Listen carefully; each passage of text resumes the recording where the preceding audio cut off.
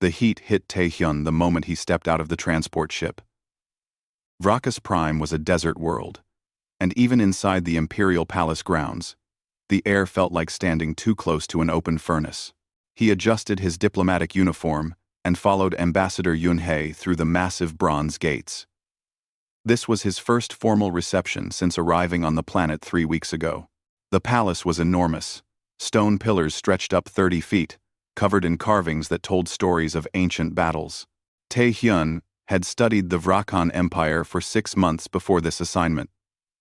But seeing their architecture in person was different. Everything here was built to make you feel small. The Vrakans themselves made that feeling even stronger. They stood everywhere in the Great Hall, these 8-foot-tall warriors with bodies covered in natural armor plating. Their exoskeletons were dark, red, and black, shining under the light of fire braziers. Each Vrakan had 4 arms, and most carried weapons even at this peaceful gathering. Taehyun had gotten used to their appearance during his time here, but he still felt like a child walking among giants. "Remember the protocols," Yunhei whispered to him as they walked. She was 15 years older than Taehyun, a career diplomat who had negotiated Earth's first contact with 3 alien species. "Do not speak unless spoken to directly. Keep your eyes lowered when addressed by anyone of warlord rank or higher. And for heaven's sake, do not touch any weapons on display." Taehyun nodded. He had been a soldier before becoming a diplomat, serving in the Earth Defense Corps for 8 years. His training had taught him discipline and quick reactions. Those skills had helped him survive first contact situations on 2 other worlds. But Vrakas Prime was different. The Vrakans did not tolerate mistakes. The reception was being held to celebrate the signing of a trade agreement. Humans would provide medical technology and agricultural systems. The Vrakans would share their advanced metallurgy and star charts of this sector. It was a fair deal, carefully negotiated over months. But not every Vrakan was happy about it. Taehyun could feel the stares as he moved through the hall. Some were curious. Many were hostile. The Vrakan Empire had been the dominant military power in this region for 5,000 years. They were warriors, bred and trained for combat from childhood. Many of them saw humanity as weak, soft creatures who hid behind technology instead of proving themselves in battle. The ceremony began with speeches from both sides. Emperor Vraktos himself spoke, his deep voice rumbling through the hall like thunder. He talked about new partnerships and shared futures. Taehyun noticed that not everyone was listening with respect. A group of warlords near the back were talking among themselves, their mandibles clicking in what looked like disagreement. After the speeches, servers brought out food and drink. Taehyun stayed close to Yunhei and the other human delegates. Lieutenant Jin Woo, his closest friend in the delegation, made a joke about the Vrakan wine tasting like motor oil. Taehyun smiled but kept watching the room. Something felt wrong. That was when Warlord Kethras approached. He was massive, even by Vrakan standards. Nearly 9 feet tall, with battle scars crossing his exoskeleton. 3 of his 4 arms carried ceremonial weapons. The 4th held a long spear with a blade that gleamed in the firelight. His eyes, black and multifaceted like an insect's, fixed on Taehyun. "You are the human who served in wars," Kethras said. His voice was harsh, each word sounding like stone, grinding against stone. Taehyun knew the protocol. He should wait to be addressed by rank first, should lower his eyes and let Yunhei speak for him. But something in Kethras's tone, the way he said human, like it was an insult, made Taehyun react on instinct. "I am Captain Taehyun," he said, meeting the warlord's eyes. "I served my people with honor." The room went quiet. Every Vrakan within earshot turned to stare. Yunhei grabbed Taehyun's arm, her fingers digging in hard. He realized his mistake immediately. He had spoken before being properly addressed. In Vrakan formal ceremonies, this was a serious insult, suggesting the speaker believed themselves equal or superior to the one addressing them. Kethras's mandibles spread wide. It was not a smile. You dare speak before I grant permission? You claim honor while displaying ignorance of basic respect? I apologize, Warlord, Yoon-hee said quickly, stepping forward. Captain Tae-hyun is new to our delegation. He meant no offense. Tae-hyun, I am a. Tae-hyun, I am a. No offense? Kethris looked at the other Vrakans around them. Several were moving closer. Interested now. This soft creature insults me before my peers and claims it is nothing? Tae-hyun felt anger rising in his chest. He had made a mistake, yes, but this warlord was clearly looking for a fight. I spoke out of turn, he said carefully. But I will not be called soft by anyone. Kethris laughed, a sound like rocks tumbling down a mountain. You will not? Then prove yourself. Human. What happened next occurred in less than 3 seconds. But Tae-hyun would remember every detail for the rest of his life. Kethris took one step back. His upper right arm moved in a blur of motion. The ceremonial spear left his hand, hurled with the full strength of a Vrakan warrior. It flew straight at Tae-hyun's chest, aimed at his heart. The speed was incredible. Faster than any human could throw. Tae-hyun did not think. 8 years of military training took over. His hands came up and caught the spear's shaft, one hand behind the blade and one in front. The force of the throw drove him back 2 steps. His palms burned from the impact. But he held it. The blade stopped 3 inches from his chest. Silence fell across the entire hall. Every conversation stopped. Even the Emperor turned to look. Tae-hyun stood there, holding the spear, breathing hard. He looked down at the weapon in his hands, then up at Kethris. The warlord's eyes were wide, his mandibles frozen open in shock. What have you done? Yoon-hee whispered behind him. She sounded terrified. An elderly Vrakan in ceremonial robes pushed through the crowd. He was smaller than the warriors, his exoskeleton marked with golden symbols. This was Chancellor Vectress, the Emperor's chief advisor. He stared at the spear in Tae-hyun's hands like he was seeing a ghost. He caught it, Vectress said slowly. He caught a challenge spear. I do not understand, Tae-hyun said. His hands were still shaking from the adrenaline. He threw it at me. I caught it. What is wrong? Kethris made a sound like a growl mixed with something else. Fear, maybe. Or anger. His forearms were tense, hands curling into fists. The law of Thravik, Vectress said, ancient beyond measure. When a warrior throws a challenge spear, the challenged is meant to dodge, to step aside and acknowledge the challenger's superiority. But if the challenged catches the spear instead, he paused, looking between Tae-hyun and Kethris. Then, their fates are bound, blood to blood, honor to honor, until death or redemption. That is insane, Jinwoo said from somewhere behind Tae-hyun. He just caught it. It was reflex. Reflex or intention does not matter, Vectress said. The law is absolute. It has been invoked. Warlord Kethris and Captain Tae-hyun are now bound by Thravik. Neither can harm the other. Both must answer the other's call. Their lives are linked until the debt is satisfied. Tae-hyun looked at Kethris again. The warlord's face showed pure rage, mixed with something that might have been horror. This was clearly not what he had expected. I will not be bound to a human, Kethris snarled. I demand the law be voided. The law cannot be voided, Emperor Vraktas said, his voice cutting through the murmurs spreading across the hall. He approached slowly, each step deliberate. The law of Thravik has not been invoked in 300 years, but it is still sacred. It is written in the first codes. Even I cannot break it.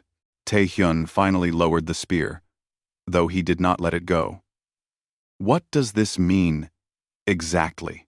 It means, Vectress said, that you and Warlord Kethris are now bound by ancient law. You cannot harm each other.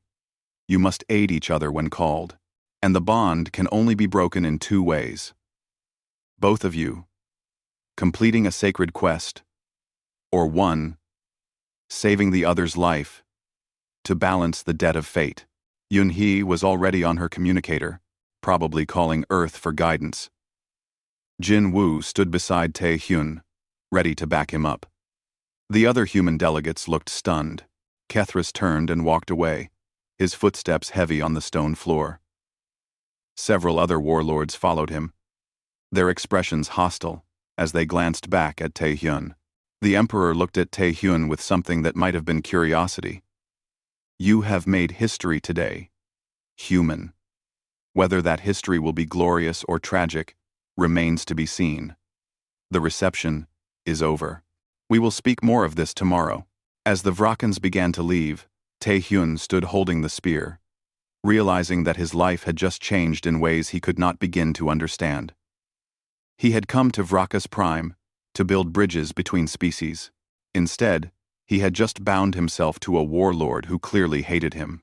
Jin-woo put a hand on his shoulder. Well, he said quietly, you certainly made an impression. Tae-hyun looked down at the spear again. The blade gleamed in the firelight, beautiful and deadly. I just wanted to not get stabbed, he said. Next time. Yun-hee said, walking over with her communicator still in hand. Maybe just dodge. The human embassy on Vraka's prime was small, compared to the massive Vrakan structures around it. Built from earth materials and local stone, it served as home and workplace for the 30 humans stationed on the planet. Tae-hyun sat in the briefing room, while Yun-hee paced back and forth, her frustration clear on her face. 300 years, she said for the 4th time. The law of Thravik has not been used in 300 years, and you managed to invoke it on your first formal reception.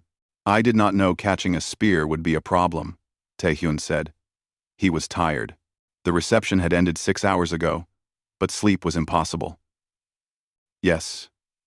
Yun-hee stopped pacing and looked at him. That was exactly what you were supposed to do.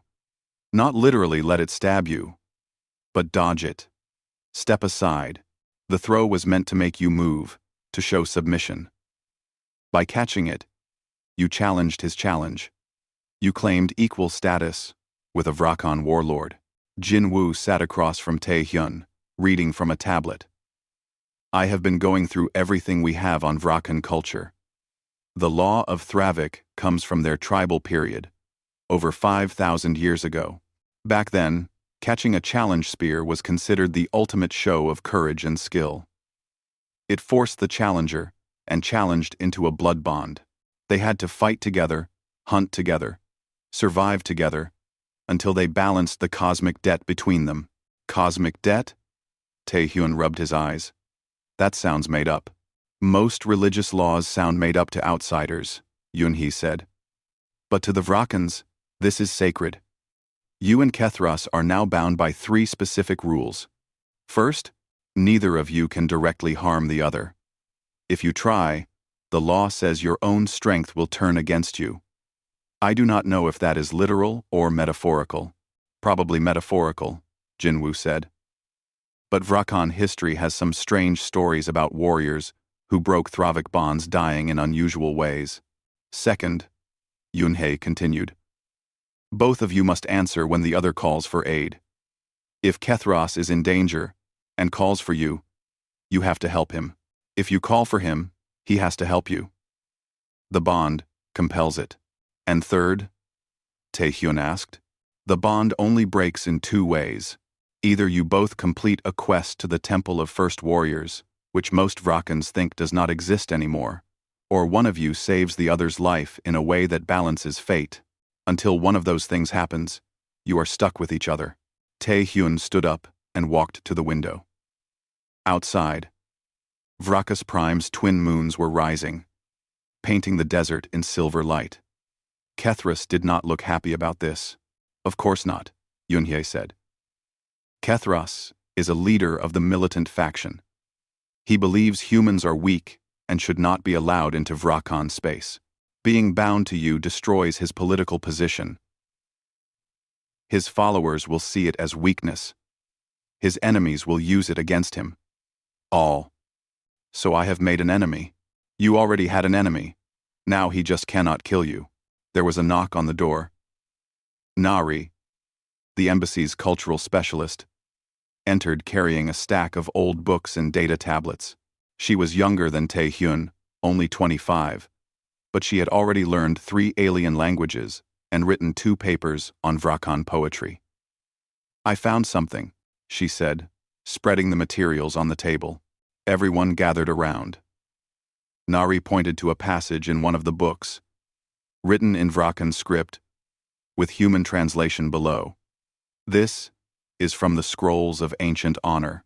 It talks about the last time the law of Thravik was invoked, about 300 years ago. 2 warlords caught each other's spears during a duel. They were both bound. Truth. 2. What happened to them?" Tae-hyun asked. "They searched for the Temple of First Warriors. It took them 2 years, crossing the burning wastes, fighting hostile tribes, nearly dying a dozen times. Finally they found it. Or so the story says. Inside the temple, they completed trials and broke the bond. They came back as close friends, and later united their tribes." "So the temple is real?" Nari shook her head. "Maybe, maybe not. After they returned, others tried to find it. None succeeded. Over the centuries, it became a legend. Most modern Vrakans think it was a story made up by the 2 warlords to explain their friendship." Jin-woo leaned back in his chair. "So Tae-hyun's options are: hope Kethris gets into danger so he can save him, or search for a temple that might not exist, or live with the bond forever." Yoon-hae added, "Which means living on Vrakas Prime forever, because the bond supposedly weakens with distance. If you go back to Earth, you will feel compelled to return. That is what the old texts say." Tae-hyun felt a weight settling on his chest. He had signed up for a 3-year diplomatic assignment, not a life sentence. "I need to talk to Kethris." "That might not be wise," Yoon-hee said. "It is necessary. If we are bound together, we need to understand each other. Right now, all we have is anger and confusion." The next morning, Tae-hyun requested a meeting with Kethris. He expected rejection, but the warlord agreed immediately. They met in neutral ground, a garden near the imperial palace. Vrakan gardens were strange places, filled with plants that could survive extreme heat and featured more rock sculptures than flowers. Kethris was already there when Tae-hyun arrived. The warlord stood with his back turned, staring at a statue of some ancient warrior. He did not acknowledge Tae-hyun's presence for several minutes. "You should not have come," Kethris finally said, still not turning around. "We need to talk. There is nothing to discuss. The bond exists. We are both trapped." Tae-hyun walked closer, stopping a respectful distance away. "Why did you throw the spear? You knew the risk. You knew the law." Now Kethris turned, and Tae-hyun saw real anger in those insect-like eyes. "I threw it because no one has caught a challenge spear in 300 years. The technique is forgotten. The speed and strength required are beyond what most warriors can achieve. I never imagined a human, with your weak bodies and slow reflexes, could catch it. You underestimated me. I underestimated your species. That is a mistake I will not make again." Kethris's mandibles clicked together in agitation. "Do you understand what you have done to me? I lead the faction that opposes human integration into our empire. I have spent years arguing that your kind is too weak, too dependent on technology, too different from us to be trusted as equals. And now I am bound to one of you. My political career is finished." "I did not ask for this either," Tae-hyun said, feeling his own anger rise. "I came here to build peace between our peoples. You threw a weapon at me. I reacted on instinct, using training that saved my life in actual wars. If anyone ruined your career, you did it yourself." They stared at each other, tension thick in the air. Tae-hyun expected Kethris to attack, but then he remembered the first law of Thravik. They could not harm each other. The bond protected them from each other as much as it trapped them together. Kethras's posture changed slightly, his forearms relaxing. You are a warrior. I saw your military records. 8 years of service. 3 campaigns. You have seen real combat. I have. Then you understand honor. You understand duty. I do. Good. Because we are going to need both. Kethras gestured to a stone bench, and they both sat. It felt strange, sitting next to this massive alien, who had tried to humiliate him hours before. The bond is real, human. I can feel it even now, like a thread connecting us. It tells me you are here, tells me you are alive, tells me your emotional state. Tae-hyun focused inward and realized Kethras was right. There was something new in his mind, a sense of another presence. Not thoughts or words, but awareness. I feel it too. It will grow stronger with time. Eventually, we will be able to sense danger to each other, know when the other calls for help. That is why the bond is sacred. It creates unity where none existed before. So what do? Kethras was quiet for a long moment. We survive. We fulfill our duties. And we search for a way to break this bond before it destroys both our lives. Before Tae-hyun could respond, an explosion shook the ground. Both of them jumped to their feet. Black smoke was rising from somewhere in the city, near where the human embassy was located. Tae-hyun started running without thinking. Kethras kept pace beside him, his long legs covering the distance in huge strides. The bond thrummed between them, both of them feeling urgency and fear. They arrived at the embassy to find chaos. Part of the building was on fire. Human staff members were stumbling out, some injured.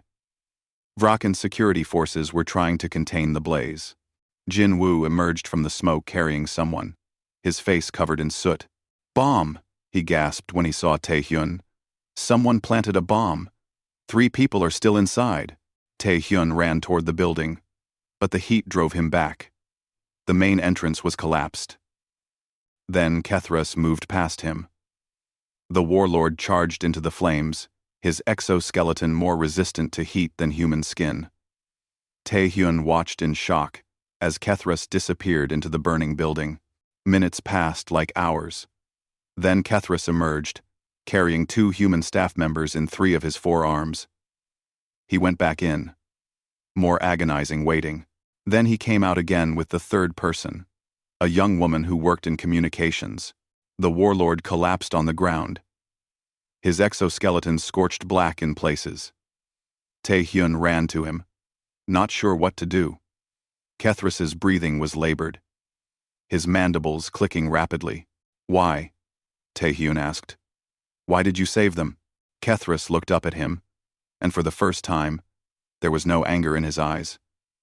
The bond compels me to protect what is connected to you. Your people are connected to you. Therefore, they are connected to me. He coughed, smoke coming from his mouth. I did not choose this, but I cannot fight it.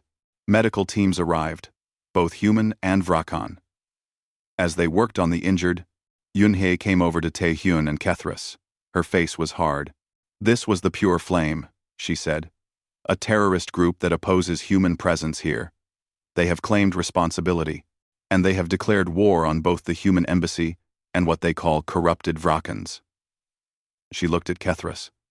That means you, warlord. They have named you traitor for saving humans. Kethras pulled himself to his feet, refusing help from the medics.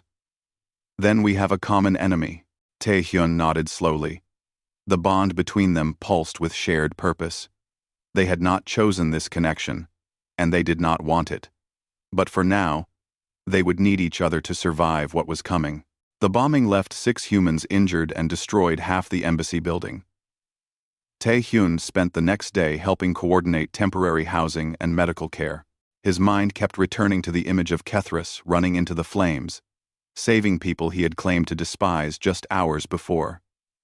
The bond was more powerful than either of them wanted to admit. On the 2nd day after the attack, Vrakan Imperial Security called both Taehyun and Kethris to a meeting at the palace. They walked there together, not speaking but aware of each other through the bond. Taehyun could feel Kethris's mood, a mix of anger and determination. The warlord had been formally denounced by his own faction for saving humans. Some of his oldest allies had turned their backs on him. The security director was a stern female Vrakan named Threxis. She had served the emperor for 40 years and was known for her efficiency. She spread holographic images across the table in the briefing room. "The pure flame has existed in the shadows for 5 years," she said. "They believe Vrakan culture is being corrupted by contact with other species. Until now, they have only made threats and distributed propaganda. This bombing represents a serious escalation." "Do we know who leads them?" Yunhee asked. She had insisted on attending the meeting, along with Jin Woo and Na-Ri. "We have suspicions but no proof. What we do know is that they are planning something bigger. Our intelligence network intercepted communications, suggesting a major attack during the Festival of Shards, which begins in 8 days. Taehyun leaned forward. "The festival where both human and Vrakan leadership will be present?" "Exactly. The Emperor, your ambassador, along with hundreds of dignitaries from both species. If the pure flame strikes during the festival, the casualties could end any hope of cooperation between our peoples." Kethris's 4 hands clenched into fists. "Do we have any leads on their location?" 1. A warehouse in the industrial sector was used to store the explosives for the embassy bombing. We raided it yesterday and found it abandoned, but we recovered data files. Unfortunately, they are encrypted with old military codes that we have not used in decades. "I can decrypt those," Na-Ri said. Everyone turned to look at her. She smiled slightly. "I studied ancient Vrakan ciphers as part of my research. If these are old military codes, I might be able to break them." Threxis nodded. "Then you will work with our tech teams. As for the 2 of you," she looked at Taehyun and Kethris, "you will investigate together. Your bond makes you uniquely suited for this task. You cannot harm each other, which means you can trust each other in ways normal partners cannot. And you both have reason to stop the pure flame." Taehyun glanced at Kethris.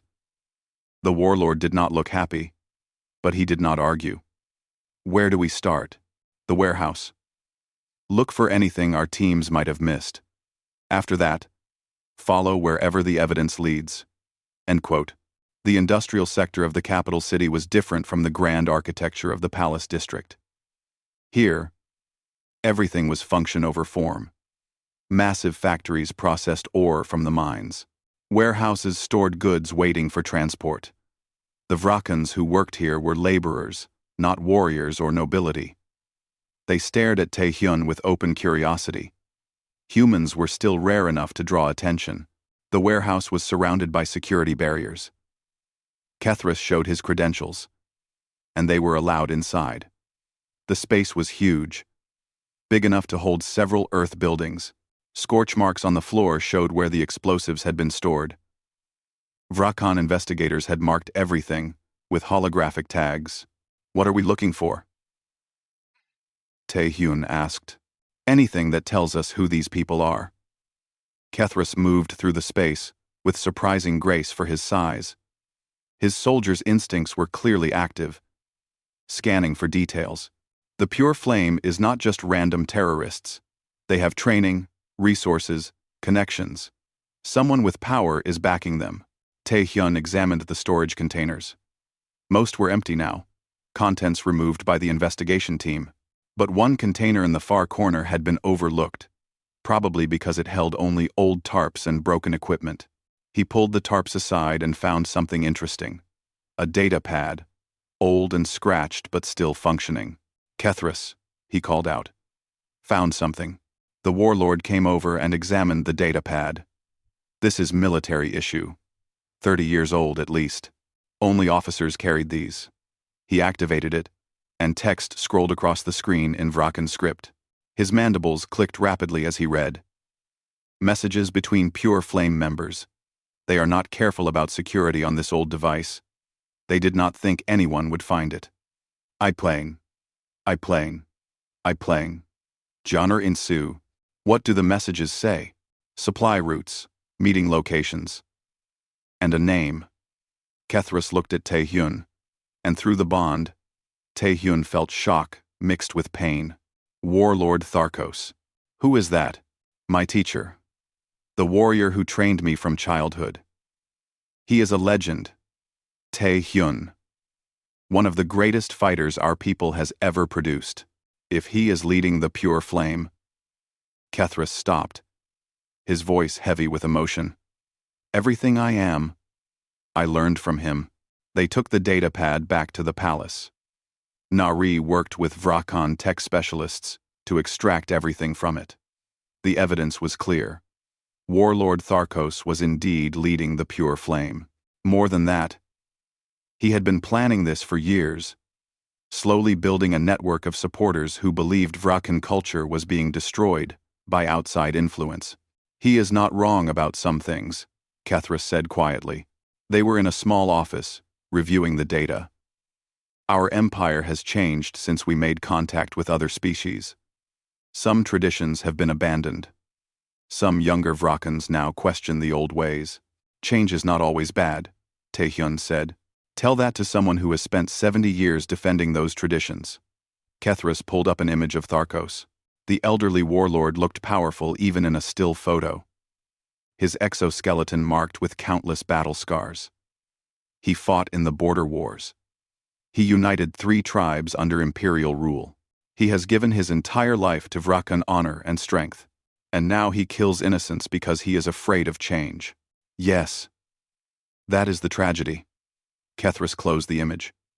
We need to find him before the festival. The investigation moved quickly over the next 3 days. Nari broke the encryption codes and revealed a network of pure flame safe houses across the city. Tae-hyun and Kethris led raids on each location, working with both human and Vrakon security teams. They found weapons, explosives, and more evidence of the planned attack. But they did not find Tharkos. During this time, something unexpected happened. Tae-hyun and Kethris began to work well together. The warlord's combat skills, combined with Tae-hyun's tactical thinking, created an effective partnership. Kethris could fight through obstacles that would stop human soldiers. Tae-hyun could see patterns and connections that Vrakon investigators missed. His training in Earth military intelligence proving valuable. The bond between them grew stronger. They could now sense each other's location within a mile. Emotions bled through more clearly, and they started to understand each other in ways that went beyond words. One night, after a particularly dangerous raid where they had barely avoided a trap, they sat together on the roof of the rebuilt embassy. The twin moons were full, and the desert wind carried the smell of the distant burning wastes. You fight well for a human, Kethris said. It almost sounded like a compliment. You think clearly for someone who claims to hate humans, Tae-hyun replied. Kethris made that clicking sound that might have been laughter. I do not hate humans. I hate what I thought humans represented. Weakness, softness, dependence on machines rather than personal strength.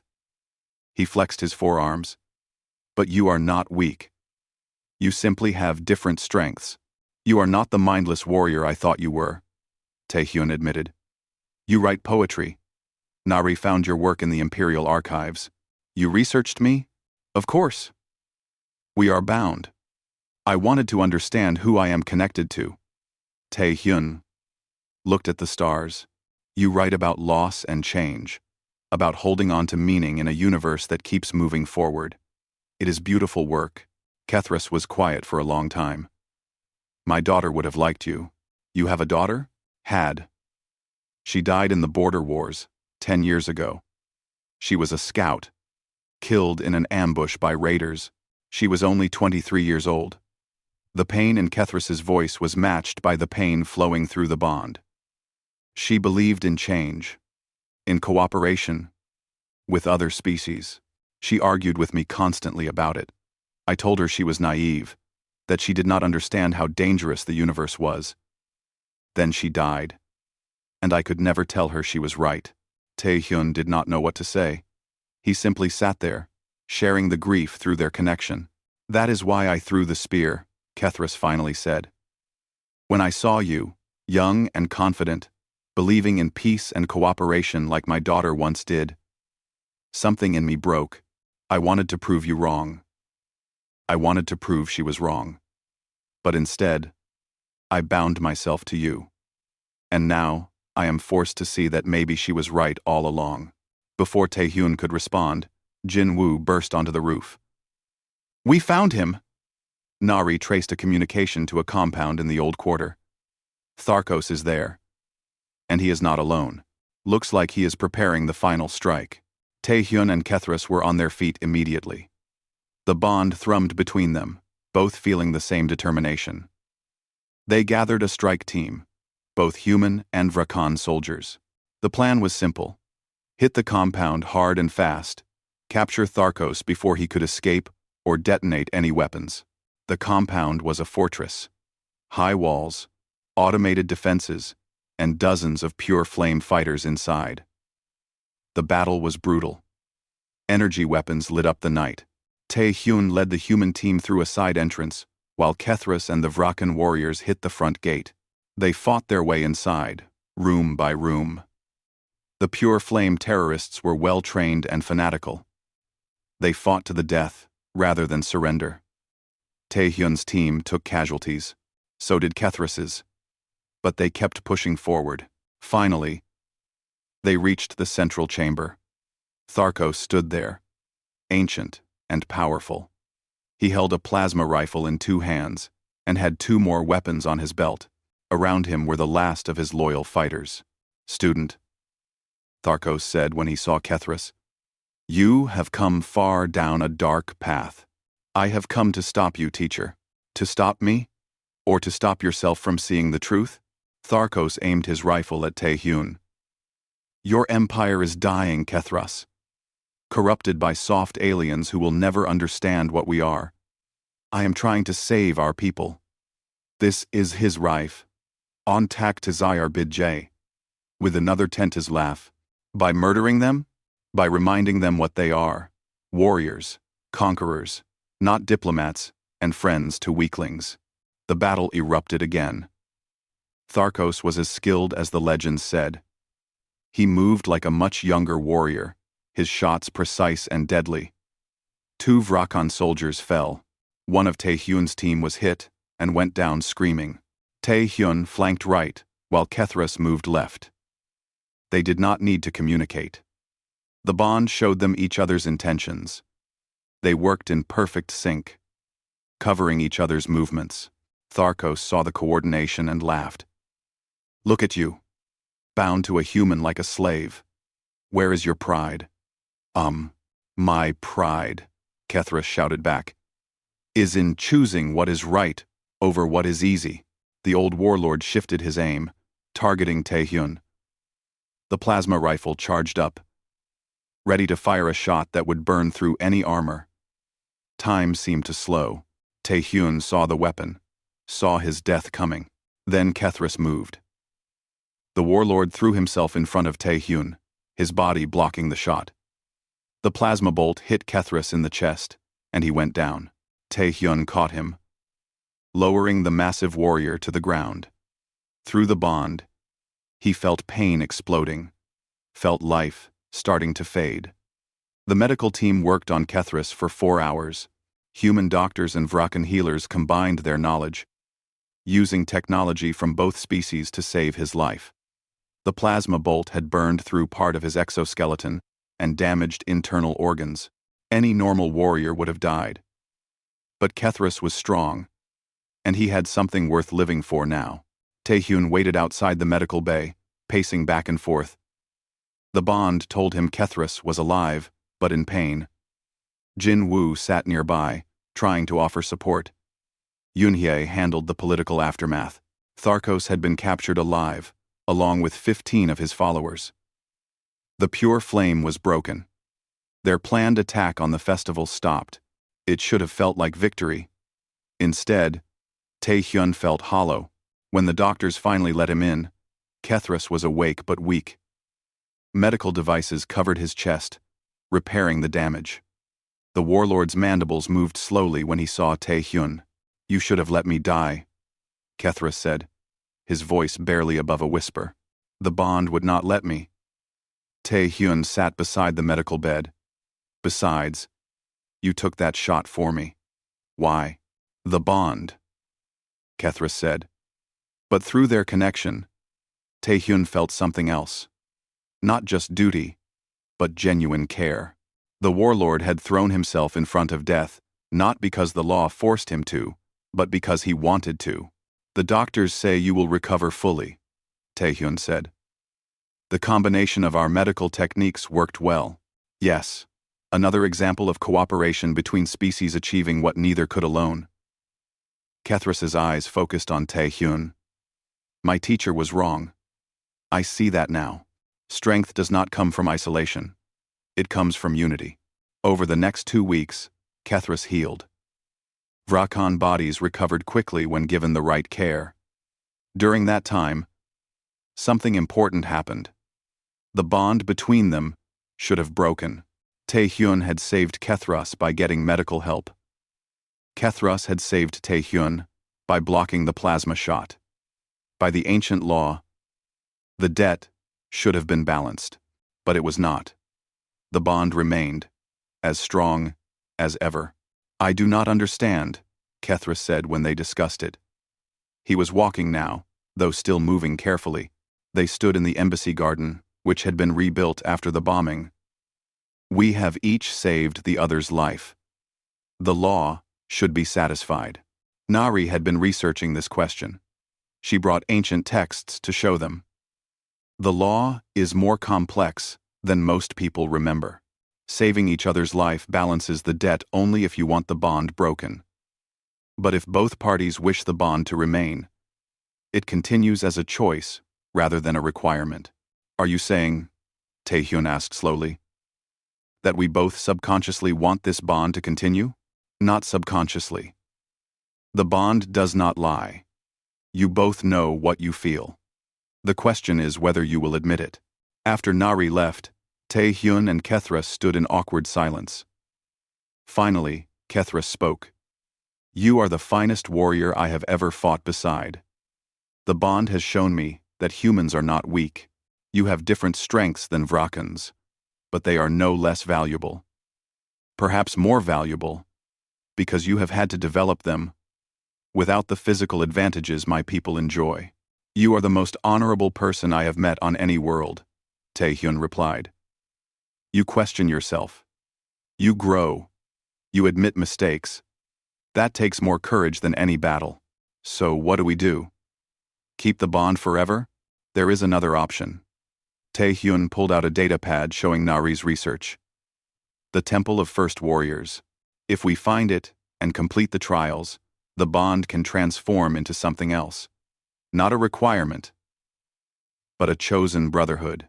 We would be free to walk away from each other, but we would also have the option to maintain the connection by choice. The temple is a myth, maybe. But you and Tharkos were myths until I met you. Ancient laws that had not been used in 300 years were myths until I caught a spear. I am starting to think myths are just truths we have forgotten." Kethras clicked his mandibles thoughtfully. "The burning wastes. That is where the old stories say the temple is located. No one has crossed those wastes and returned in a century. The heat alone will kill a human in hours. Then, we will need to prepare carefully." "You truly want to do this?" Tae-hyun met Kethras's eyes. "I want us to choose our fate, instead of having it forced on us." "Do you?" After a long pause, Kethras nodded. "Yes, I do." Getting permission for the expedition was difficult. Yunhei thought it was insane. The Vrakan Emperor was intrigued, but concerned. In the end, they were given approval, with conditions. They could take a small team. They would have limited supplies. And they had to accept that if they died in the burning wastes, no rescue would come. The team ended up being 4 people. Tae-hyun and Kethras, obviously. Jin Woo volunteered immediately, refusing to let his friend go without backup, and a Vrakan warrior named Harkus, one of Kethras's oldest friends who had stood by him even after the scandal of the bond. They loaded 2 transport vehicles with supplies and set out at dawn. The burning wastes began 50 miles from the capital city. The change was dramatic. Green desert plants gave way to red sand.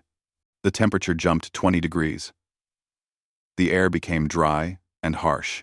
By midday, they had crossed into the true wastes.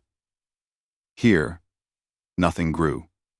The sand glittered with minerals that reflected light like broken glass. The heat was incredible. Tae-hyun's cooling suit worked at maximum capacity just to keep him from passing out. Even Kethras and Harkus, whose bodies were built for desert heat, moved slowly. The old maps Nari had told them before they left suggest the temple is near the center of the wastes, where 3 ancient volcanic mountains form a triangle. But the maps are 5,000 years old. The landscape has changed. They drove for 3 days, rationing water and energy. The vehicle's systems strained under the extreme conditions.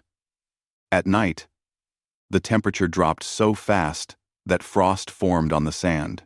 Tae-hyun huddled near heating units while the Vrakans stood watch, their bodies better suited to temperature extremes. On the 4th day, they found the first marker. A stone pillar, half buried in sand, covered in ancient Vrakan script. Kethras translated it with excitement in his voice. The trial of strength lies ahead. Only those who can endure may proceed. That is encouraging, Jinwoo said dryly. They followed the direction the pillar pointed and came to a canyon. The walls were smooth stone, carved by ancient wind. At the entrance stood 2 statues of Vrakan warriors. Their features worn away by time, but their poses still proud and strong. Inside the canyon, they found the first trial. A path stretched before them, covered in sharp stones. The stones radiated heat, glowing faintly red. A sign in ancient script explained the trial. Walk the path without stopping. Turn back or rest, and you fail. Kethras stepped onto the stones first. His exoskeleton protected him somewhat, but even he grunted in pain as the heat penetrated. Harkus followed, his face set in determination. Jinwoo went next, his boots smoking from the heat. Tae-hyun came last.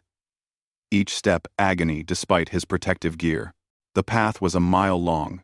Tae-hyun's feet burned. Sweat poured from him, draining his body of moisture. His vision blurred. Through the bond, he felt Kethras ahead, also suffering, but pushing forward. That awareness helped.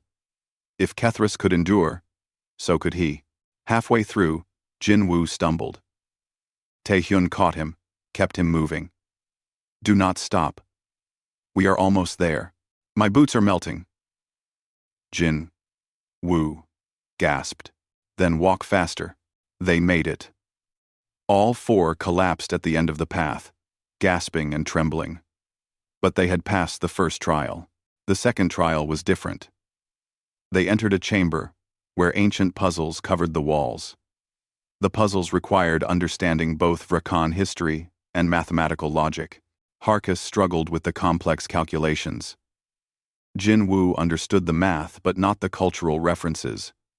Kethras knew the history, but found the abstract reasoning difficult. Tae-hyun and Kethras worked together, combining their knowledge. When Tae-hyun solved an equation, Kethras translated it into Vrakan cultural context. When Kethras understood a historical reference, Tae-hyun figured out how it applied mathematically. Human and Vrakan thinking complemented each other perfectly. Hours passed. Finally, they solved the last puzzle. A door opened, revealing the path deeper into the canyon. The third trial almost killed them all. They entered an arena where mechanical guardians waited, ancient war machines left by the first warriors. The machines attacked immediately, their weapons still functioning after thousands of years. Fight as one, Kethras shouted. The battle was desperate. The machines were fast and strong, designed to challenge Vrakan warriors at their peak. Harkis fell quickly, knocked unconscious by a metal fist. Jin Woo's weapons barely scratched their armor. But Tae-hyun and Kethras moved together like they had trained their whole lives as partners. Through the bond, they knew each other's intentions without speaking. When Kethras drew the machine's attention with his strength, Tae-hyun struck at weak points with precision. When Tae-hyun was cornered, Kethras was there to protect him. Human agility combined with Vrakon power. Human strategic thinking combined with Vrakon warrior instinct. They were different species with different capabilities, and that difference made them stronger together than either could be alone. The last machine fell. They stood among the wreckage, breathing hard, covered in dust and minor wounds. But they had won. Beyond the arena, they found it. The Temple of First Warriors. The structure was built into the canyon wall. Carved from living rock, columns supported a massive entrance where ancient writing proclaimed, "Unity is strength. Diversity is power. Those who understand this truth may enter." Inside, the temple was beautiful. Despite thousands of years of abandonment, everything remained intact. Holographic systems still functioned, powered by some technology neither human nor modern Vrakon understood. The holograms showed scenes from ancient history. Vrakon warriors fighting beside creatures that looked almost human. Different species working together, building cities, sharing knowledge. This was before the Vrakon Empire became isolationist, before they decided that strength meant standing alone. "Our ancestors knew," Kethras whispered, staring at the images. "They understood what we forgot. We were stronger together." In the center of the temple stood an altar. Ancient instructions explained the final part of the trial. Both parties of a Thravic bond must place their hands on the altar together and declare their choice. Break the bond completely, or transform it into voluntary brotherhood. Tae-hyun and Kethras stood before the altar. Through the bond, they felt each other's thoughts clearly now. Respect, friendship, trust. What had started as forced obligation had become genuine connection. "I choose brotherhood," Kethras said, placing all four of his hands on the altar. "I choose brotherhood," Tae-hyun agreed, adding his hands next to Kethras's. The altar glowed. Energy flowed through them, warm and bright. The bond shifted, changed. It no longer felt like a chain forcing them together. Instead, it felt like a bridge they had built together, one they could cross or not, as they chose. They were free, but they chose to remain connected. The journey back from the Temple of First Warriors took 5 days instead of 4. Harkis needed medical attention, and Jin Woo's feet required treatment from walking the burning path. But everyone survived, and they brought back something more valuable than treasure. Proof that the temple existed, and holographic recordings of the ancient history it contained. The recordings changed everything. When the Vrakan Emperor saw evidence that his ancestors had worked with other species, including early humans, he called for an immediate council session. Scholars from across the empire came to study the findings. The Pure Flames ideology, built on the belief that Vrakans had always stood alone in their superiority, crumbled under the weight of historical truth. Warlord Tharkos was brought before the emperor to see the recordings. The old warrior watched in silence, as his entire worldview was proven false. When the images finished, he spoke only once. "I fought for a lie," he said. "Imprison me or execute me. I do not care which." The emperor chose imprisonment rather than death. "You will live to see the empire you tried to save become stronger through the very cooperation you feared," he declared.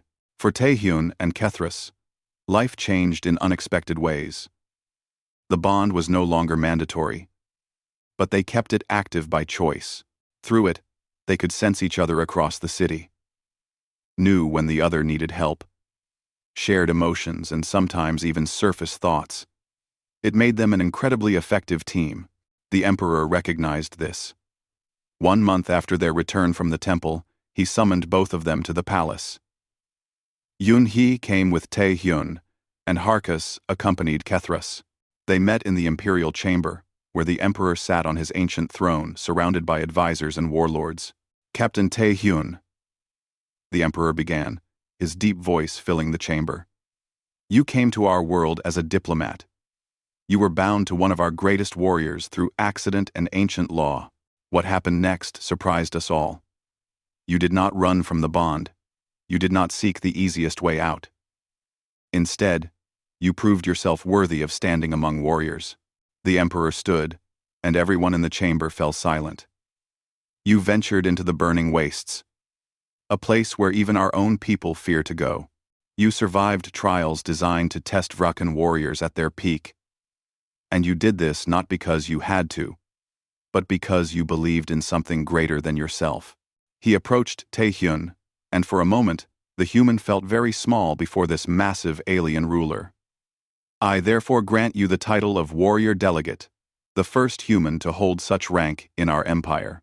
You will serve as a bridge between our peoples, combining diplomatic skill with proven courage." Tae-hyun bowed, overwhelmed. "I am honored, Your Majesty." The emperor turned to Kethras. "Warlord Kethras, you spent years fighting against cooperation with other species. You threw a challenge spear at this human, intending to humiliate him and prove human weakness. Instead, you became bound to him. And that bond changed you.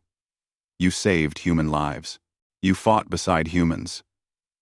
You completed the quest to the Temple of First Warriors, proving that unity between species is not just possible, but powerful." Kethras stood at attention, all four arms at his sides.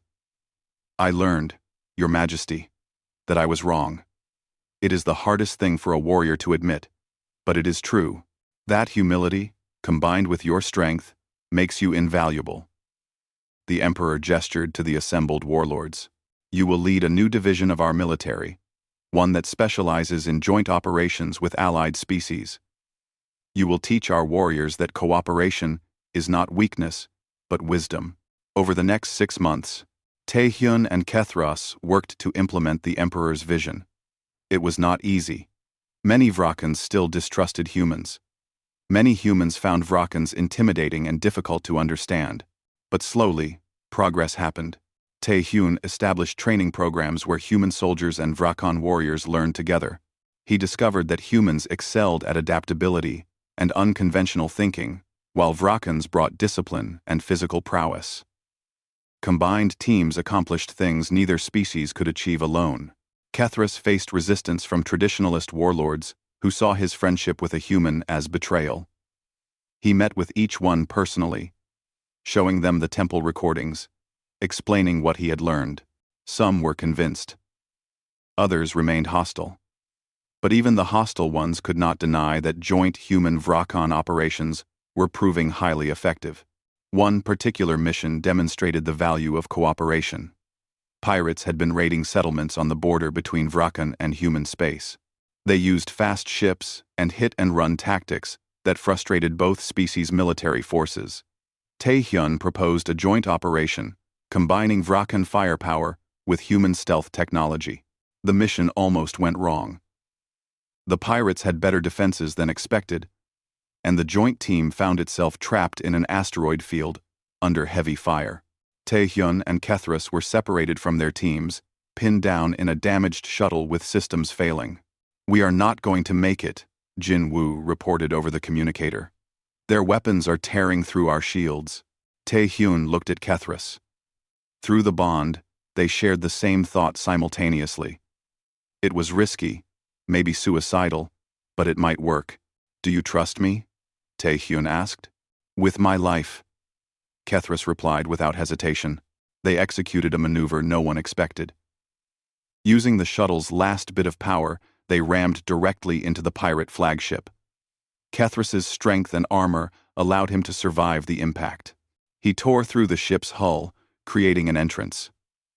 Tae-hyun followed, using human-designed hacking tools to access the ship's systems. Within minutes, they had taken control of the flagship from the inside. The pirate fleet, leaderless and confused, surrendered. The joint team had won, and the victory belonged to both species equally. News of the success spread quickly. More Vrakans became willing to work with humans. More humans saw Vrakans as allies, instead of threats. The Treaty of Bound Fates, as it came to be called, was signed 1 year after Tae-hyun had caught the challenge spear. The treaty established formal military and cultural exchange programs. Vrakan warriors would train at human academies. Human soldiers would learn from Vrakan masters. Scientists from both species would collaborate on research. Artists would share their work. 1. Children would grow up, learning about both cultures. Nari became the director of the new Cultural Exchange Institute. She worked with Harkas, who had become fascinated by human literature and history. Together, they translated texts and created educational programs that taught both species about each other. Jin Woo received a promotion and now commanded a joint patrol ship with both human and Vrakan crew. He told Tae-hyun that the crew argued constantly about everything from food to proper combat tactics, but they fought together like family when danger came. Yoon-hae became the permanent ambassador, overseeing all diplomatic relations between Earth and the Vrakan Empire. She admitted to Tae-hyun that she had never imagined things would progress this far this fast.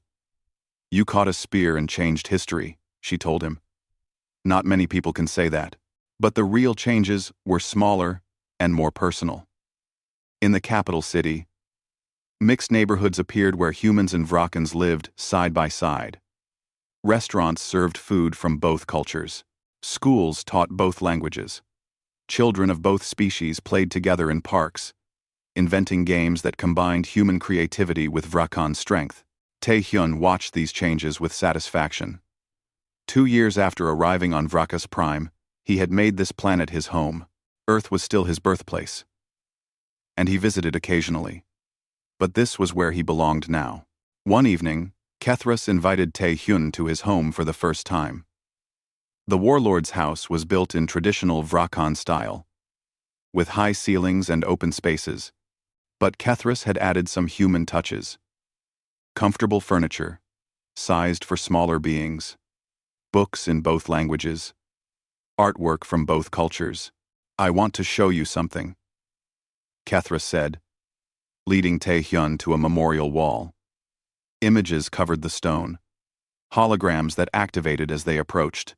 One image showed a young Vrakan female, barely adult, smiling at the camera. She had Kethras's eyes. "My daughter," Kethras said quietly. "I told you about her before. She died believing that cooperation between species was our future. I spent 10 years trying to prove her wrong, trying to protect what I thought Vrakan culture should be. It took being bound to you to realize she was right all along." He activated another image.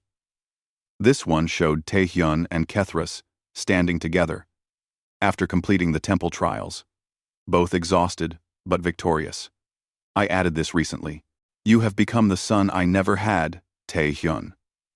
Not by blood or species, but by choice and shared experience." Tae-hyun felt emotion tighten his throat. "You have become my brother, Kethras. When you threw that spear, you meant to shame me. Instead, you gave me the greatest gift. A friend who would die for me, and who I would die for in return." They stood in comfortable silence, two warriors from different worlds who had found brotherhood in the most unlikely circumstances. The bond between them pulsed gently, a constant reminder of their connection. "Do you ever regret it?" Kethras asked. Catching the spear, Tae-hyun thought about everything that had happened.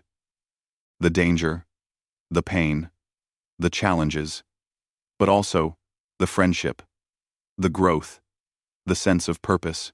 He smiled. "Best reflex of my life." Kethras's mandibles clicked in laughter. "When you caught it, I thought you were a fool. Now I know you are simply insane." "Same thing, usually," Tae-hyun replied. They moved to the balcony, looking out over the city. Below, lights from human and Vrakan buildings mixed together, creating a pattern more beautiful than either species could have made alone. In the streets, mixed patrols walked side by side. In the distance, the imperial palace stood as it had for thousands of years. But now, It represented something new. Not isolation, but unity. The Emperor wants us to visit the colony worlds, Kethris said. There are 20 planets in the Empire where humans have started settling. He wants us to establish cultural exchange programs on each one to make sure what happened here spreads throughout Vrakan space. That will take years. Yes. Are you willing? Taehyun looked at his brother. Bound not by ancient law anymore, but by genuine affection and shared purpose. Through the bond, he felt Kethris's hope, his determination, his friendship. Of course. Where you go, I go. That is what brothers do. Even though I am the one who got us into this situation, especially because of that. Someone needs to make sure you do not throw any more spears at people. They laughed together as the twin moons rose over Vrakas Prime. 2 years ago, Taehyun had been a simple diplomat hoping to make a small difference. Now he was a warrior delegate, brother to a legendary warlord, helping to reshape the relationship between species. All because he had caught a spear. In the palace, the Emperor watched holographic reports of progress across his empire. Human and Vrakan cooperation was exceeding all predictions. Trade flourished. Cultural exchange programs expanded. Joint military operations were proving devastatingly effective. And it all traced back to one moment. A human catching a challenge spear and turning ancient law into modern opportunity. Your Majesty, Chancellor Vectress said, reviewing the same reports. The transformation is remarkable. In just 2 years, we have integrated humans into our society more successfully than we managed with any previous species contact. Because of 2 warriors who became brothers, the Emperor said. Kethris and Taehyun proved that our strength does not come from isolation. It comes from choosing the right allies and fighting beside them. Do you think the changes will last? The Emperor gestured to the city below, where children of both species played together in the growing darkness. Look at them. They do not see difference as weakness. They see it as interesting, as something to learn from. That generation will build a future we cannot even imagine. And it all started with a spear throw. Yes. One moment of anger that became a lifetime of brotherhood. Perhaps that is what fate always intended. Years passed. Taehyun and Kethris traveled the empire, establishing programs, teaching cooperation, proving through their own friendship that unity between species was not just possible, but powerful. They faced challenges and dangers. They made mistakes and learned from them. But they faced everything together, bound not by law, but by choice. Other species took notice. The Vrakan Empire had been feared and respected, but also isolated. Now it was becoming a center of cooperation and exchange. Diplomatic missions from a dozen species arrived, hoping to establish similar relationships. Humans, once seen as weak newcomers to the galactic stage, gained respect as the species that had cracked Vrakan isolation. On Taehyun's 30th year on Vrakas Prime, the Emperor threw a celebration. Hundreds attended, humans and Vrakans mixing freely in ways that would have been unthinkable 3 decades before. Jin Woo was there with his mixed species crew. Nari and Harkus presented their latest research. Yun Hye, now retired, but still influential, gave a speech about the power of unexpected friendships. Kethris stood beside Taehyun throughout the celebration, and when asked to speak, the old warlord simply said, 30 years ago, I threw a spear in anger. My human brother caught it. Our fates became linked by ancient law, and we spent years learning what that meant. Now I understand. Fate did not bind us to punish us. Fate bound us to teach us. And through us, fate taught 2 species that they are stronger together than apart. Taehyun added only, I will always be grateful that my reflexes were faster than my common sense that day. The crowd laughed, humans and Vrakans together, the sound of unity echoing through the ancient palace halls. Outside, children played games, invented by both species. In orbit, Mixed crews defended both human and Vrakan interests. Across the Empire, cooperation had become normal. Expected. Celebrated.